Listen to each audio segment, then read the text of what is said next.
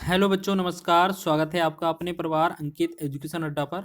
आज हम बात करने वाले हैं आपके RRB NTPC, RRB group D और आरपीएफ कांस्टेबल के बहुत ही महत्वपूर्ण प्रश्नों के बारे में।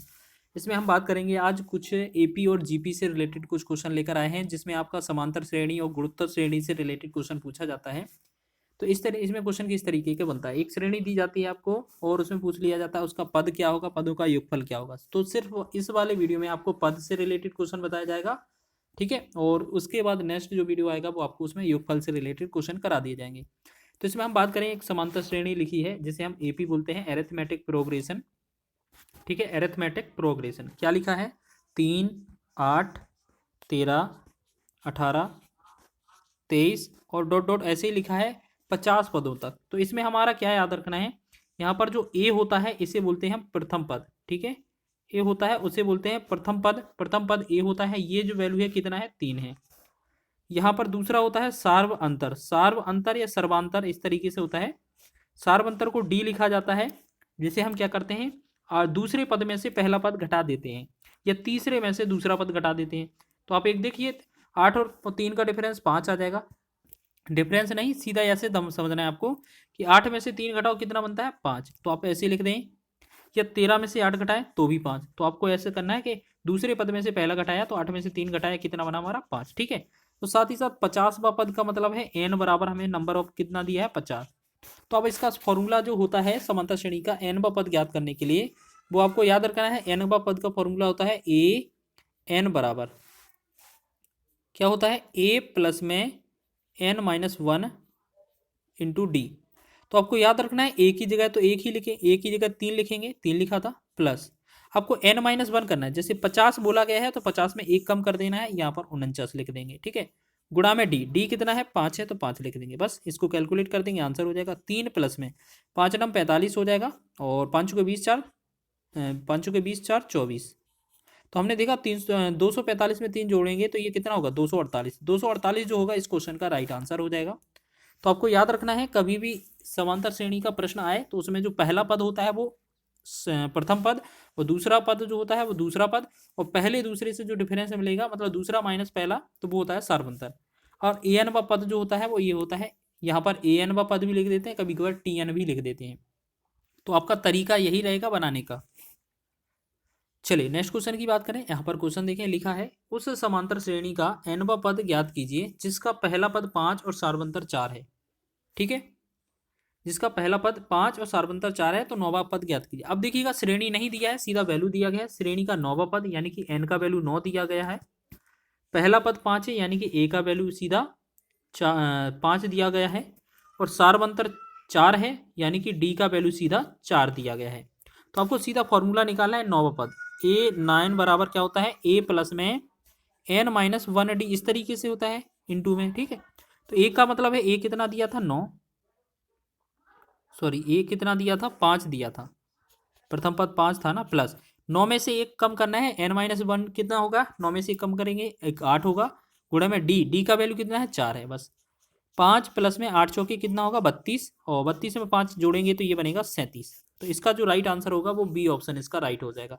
ये क्वेश्चन आपका रेलवे के एग्जाम में बहुत पूछा जाता है, ठीक है, एपी और जीपी से रिलेटेड।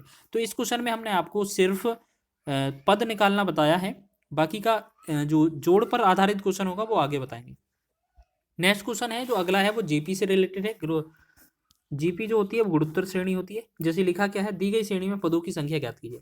4 लिखा है, 8 लिखा है, 16, 32, ठीक है, फिर 512। देखो इस वाले क्वेश्चन को हमें ज़्यादा करने की आवश्यकता भी नहीं थी, क्योंकि ये आसान क्वेश्चन होते हैं। आप ऐसे समझ लें कि आपको यहाँ पर 512 है ना, ये 512 ऐसे नहीं आया, ये डॉट डॉट 512 है, मतलब लास्ट 512 है। तो आपको ये बताना है कि 512 जो आएगा वो कितने नंबर पर आएगा। तो आप ऐसे देखें, एक तो बेसिक सा हम बता देते हैं आपको क्या करना है। चलो एक बेसिक जो है ना बाद में भी बताएंगे, पहले हम फॉर्मूला बता देते हैं, ठीक है। यहाँ पर जो पहला पद होता है वो प्रथम पद ही होता है, जिसे हम ए बोलते हैं, वो 4 होता है। इसे में हमारा सर्वांतर नहीं होता है, बस इसमें सर्वानुपात होता है, सर्वानुपात, ठीक है। सर्वानुपात को हम क्या बोलते हैं, एन बोलते हैं, आर बोलते हैं, सॉरी आर। सर्वानुपात को क्या बोलते हैं, आर बोलते हैं। तो आर कैसे निकलता है, जो दूसरा वाला पद है उसे पहले वाले से भाग दे दें, यानी कि A2 में A1 का भाग दे दें, या A3 में A2 का भाग दे दें, एक ही चीज़ है।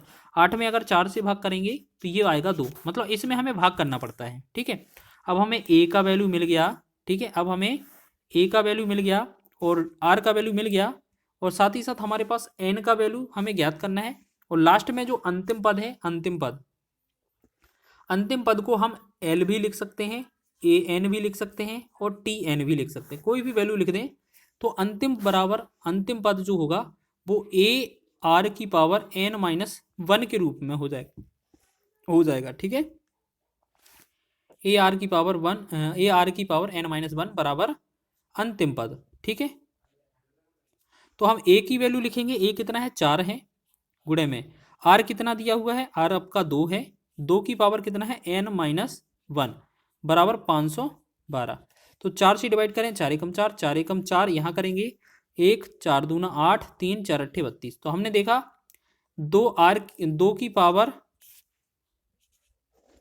पावर क्या है एन माइनस वन, 2 की पावर एन माइनस वन जो है वो 128 के बराबर है। 128 को आप क्या लिख सकते हैं, 2 की पावर 7 लिख सकते हैं, क्योंकि 2 गुणे ये कितना 7 बार में 128 आ जाएगा।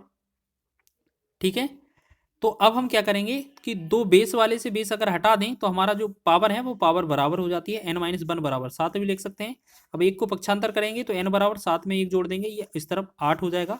तो इसका मतलब है इस क्वेश्चन का आंसर जो था वो हमारा कितना था, 8 था। ठीक है, 8 इसका राइट आंसर हो जाएगा। चलिए एक क्वेश्चन और लेते हैं। इस क्वेश्चन को, ये गुणोत्तर पर एक और आधारित क्वेश्चन है। यदि किसी गुणोत्तर श्रेणी का प्रथम पद 2 है तथा सर्वानुपात 3 हो तो श्रेणी का पांचवा पद क्या होगा। देखिएगा क्वेश्चन क्या है, प्रथम पद ए की बात कर रहे हैं तो 2 है, सर्वानुपात आर की बात की जा रही है तो 3 है, एन बराबर हमारा पांचवा पद है। तो आपको पता है ना पांचवा पद कैसे निकलेगा, ए आर की पावर एन माइनस वन से। तो इसका मतलब क्या है, हमें क्या करना है, जो ए है ए का मान 2 लिखेंगे गुणा आर कितना है, आर लिखा है 3। ठीक है, 3 की पावर कितना करना है, एन में से एक कम, एन में से एक कम मतलब 5 में से एक कम 4। बस इसको सॉल्व कर देना। 2 गुणे में 3 की पावर 4 को क्या लिखेंगे, 3 3 का 9, 9 3 27, 27 दिया 81। तो ये कितना हो जाएगा 81। अब 81 का डबल करना है हमें बस, तो 2 एकम 2 और 2 8 16, तो ये बनेगा 162। तो ये कौन सा विकल्प है आपका, डी विकल्प इसका सही हो जाएगा 162। तो आप इस तरीके से एपी और जीपी के पद से रिलेटेड क्वेश्चन कर सकते हैं। ठीक है, यहाँ पर हम क्या है, ये पांचवा पद का मतलब हम ए एन लिख सकते हैं यहाँ पर, या एल लिख सकते हैं, अंतिम पद भी हो जाएगा क्योंकि उसमें ये थोड़ा ना पूछा है कि कौन सा पद पूछा है, ए एन या टी एन भी लिख सकते हैं इस वाले को। ठीक है, तो आपको ये जो आंसर आएगा वो 162 ही हो जाएगा। तो इस तरीके से आप इन क्वेश्चनों को बहुत ही आसानी से लगा सकते हैं। अगर वीडियो पसंद आया है तो वीडियो को लाइक करें, शेयर करें, चैनल पर नए हैं तो चैनल को सब्सक्राइब कर लें।